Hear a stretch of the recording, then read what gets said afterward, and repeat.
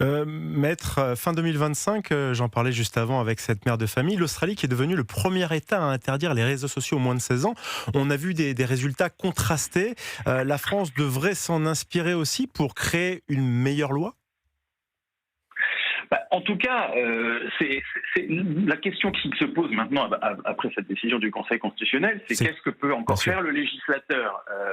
Vous avez vu que Emmanuel Macron, c'est une proposition chère à Emmanuel Macron, a demandé au gouvernement de revoir sa copie et de proposer un nouveau texte. Je doute un petit peu que, compte tenu du calendrier législatif de la rentrée, notamment de l'adoption du budget à la rentrée, Maître, excusez-moi de vous couper. Maître, est-ce que justement c'est très passionnant ce que vous nous dites et surtout très important. On doit faire le journal de 19h30 dans quelques instants. Est-ce que vous pouvez rester avec nous encore quelques minutes ? Bien sûr, avec plaisir. Eh bien écoutez, Maître Zerbib, on vous retrouve dans un instant sur Europe 1 pour la suite d'Europe 1 Soir.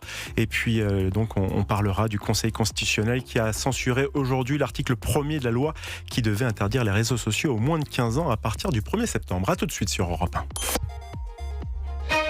Europe 1 Soir. 19h, 21h. Guillaume Lariche. 19h31, merci d'écouter Europe 1 Soir avec toujours mes débatteurs, à savoir Vincent Roy, journaliste politique et seulement politique, et aussi Gilles Boutin, journaliste politique et économique. Et nous sommes en compagnie de Maître Zerbib, Léonard Zerbib, avocat en droit public, chargé d'enseignement en droit constitutionnel.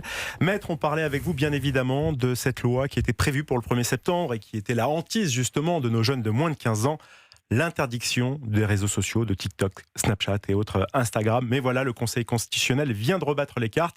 Liberté d'expression contre protection des enfants. Vous nous avez expliqué pas mal de choses.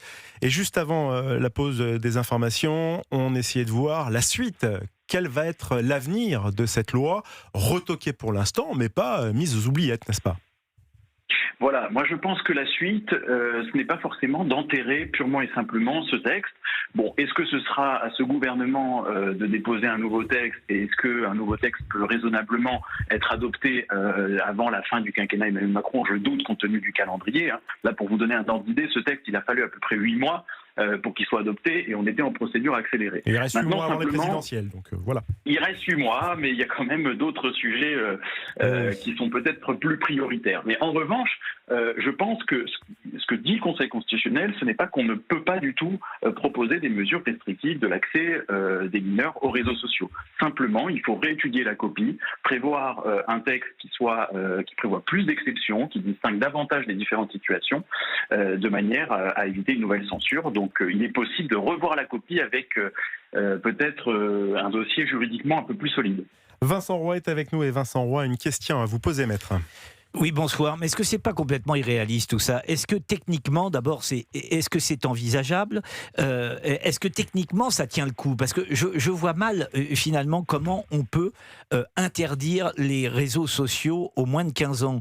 Vraiment, techniquement, je vois pas comment c'est possible. Non, mais c'est une vraie question que vous posez parce que la difficulté qu'on a, on n'en a pas parlé juste avant, mais c'est aussi la combinaison avec le droit européen. Puisque, en fait, c'est l'Union européenne qui est seule compétente pour pouvoir imposer aux plateformes la vérification d'âge. Donc, finalement, ce texte, il proposait une interdiction de principe, mais quelles auraient été ses conséquences si finalement les plateformes ne sont pas obligées de le faire et qu'on n'a pas un certain nombre de textes au niveau européen. Donc, je vous rejoins là-dessus. En revanche, ce qu'on peut potentiellement y envisager, ce sont des mesures de restriction des réseaux sociaux.